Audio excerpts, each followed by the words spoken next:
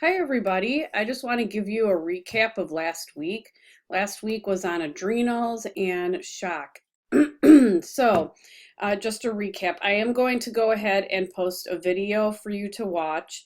It's optional, but I feel like we all have different learning styles. So whether it's listening or reading or watching other videos, maybe videos that explain it a little bit different and you can understand a little bit better. So it's optional.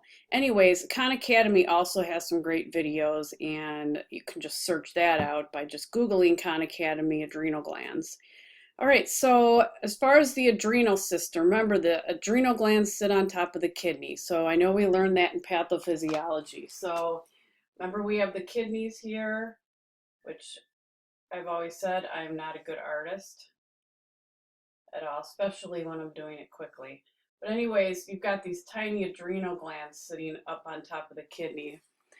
And they are really powerful. They do a lot of stuff, including controlling our metabolism. So it's really important that we understand the normal pathophysiology or physiology of how adrenal glands work. And the easy way that I've learned is through this. Actually, I might put this up here. Make sure you can see the board here. I'm going to get my other pen because this doesn't erase very well. All right, we have M, you can see up there, M-A-C. So you kind of think of a Big Mac, a Mac computer, to try to help you understand what the adrenal gland is responsible for. So M stands for mineral steroids. All right, so we'll put mineral steroids.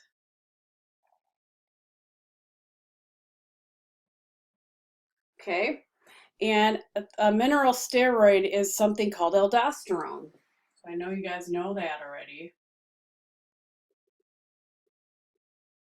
And A stands for androgens. And androgens are responsible for sex and hair. Can't write. Okay. And then C is your corticosteroid or your cortisol. All right. So remember, we have endogenous cortisol, which our body makes, and then also there's exogenous cortisol, which is made in a lab, hence the name prednisone or Sayacortef or Sayamedrol. It's basically taking what we have in the body and making it into a medication, because sometimes our body needs it, which I'll go over. So cortisol, when you think cortisol, you think hydrocortisone, you think corticosteroid is like the overall broad term of that. Your body naturally produces it, it needs it, but sometimes it can go haywire from various things, which is in your videos as to why people can get an overproduction or underproduction. So when you think about cortisol, think of it as like an airbag, and it protects you from harm. So it's actually a good thing. We need it in our body. If you have inflammation in your body, your body should be able to produce cortisol to try to reduce the inflammation. All right. So for example, if your lungs are inflamed, so say you have some inflammation,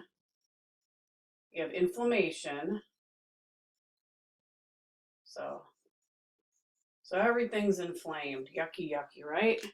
And you need healing to go on.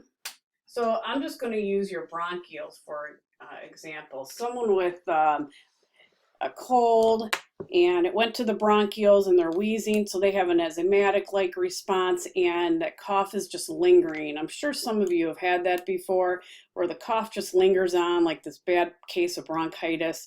Well, what can end up happening is some inflammation in the area, because it's your body's response to produce mucus to protect the area, and hence you keep coughing and then irritating it. So it's inflamed. So your body's response is to produce some cortisol, some extra cortisol, to help reduce that inflammation, but sometimes it's just not enough. So then we have to give you prednisone to reduce that inflammation. Or if your body's able to end up healing itself, then it will produce enough cortisol to reduce the inflammation.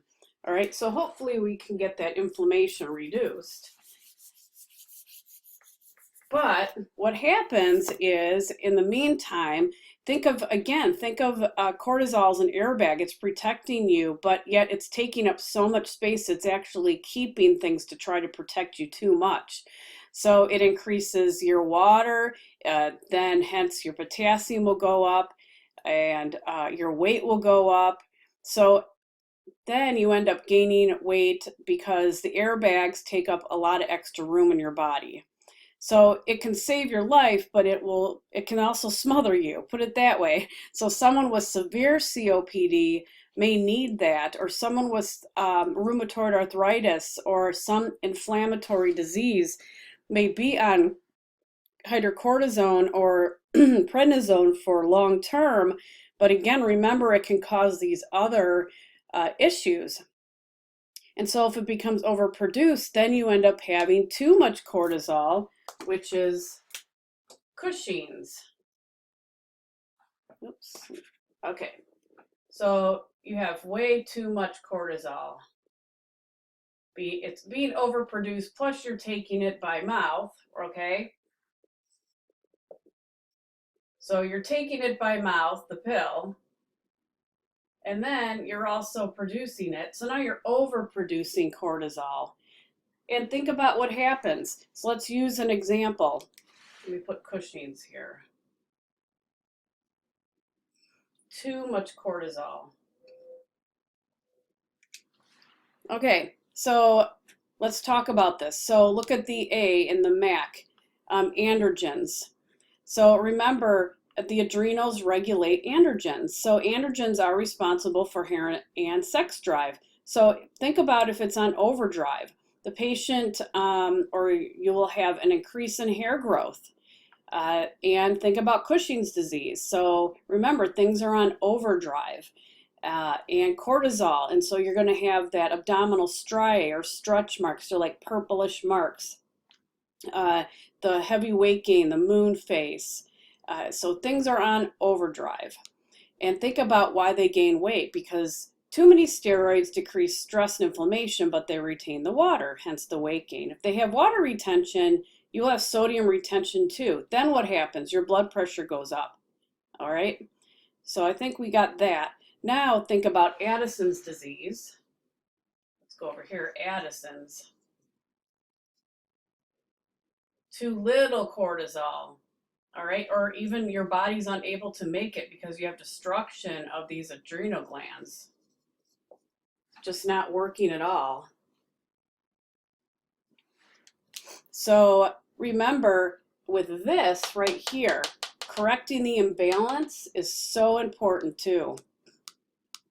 This person needs scheduled hydrocortisone, Solucortef, or exogenous corticosteroids periodically through the day, or this person can die, because if you're not having any cortisol made, your body's metabolism is going to bottom out and you can die from it. So the case study that you guys did was a perfect example of secondary Addison's disease. So remember, there's primary and secondary, so make sure you study that. One thing to note though, if you have a respiratory infection, that you're on it just for a short 5 to 7 day course, you're not going to have these long-term side effects, and you're not going to be as at risk. I'd say it's very rare to be at risk for having Cushing's disease. All right, it's when you're on it for a long period of time. So regardless, with either one of these, one of the most important things to do is monitor fluid and electrolytes. Because remember, if your fluid and electrolytes are off, then you start having other problems. Because what can happen? Metabolic acidosis, shock, and here, adrenal crisis. So we don't want that. So monitoring electrolytes and fluids are so important. So to recap, with adrenal gland issues, with Addison's and Cushing's disease, you think overdrive for Cushing's and no cortisol being made for Addison's disease. And if you think about the pathophysiology of each, it'll help you understand why they get the signs and symptoms that they have. So remember, if you have too much, then your blood pressure is going to go up because you're retaining so much water and sodium and your fluid electrolytes are off balance in that way.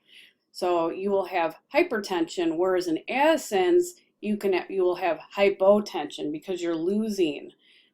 You think of loss. You see these people as being very skinny, and yes, they can get the bronzed appearance of the skin on the skin. That's usually after it's more longer term, but that can still happen. It's an increase, so you have increased hair growth because think of that androgen for Cushing's disease.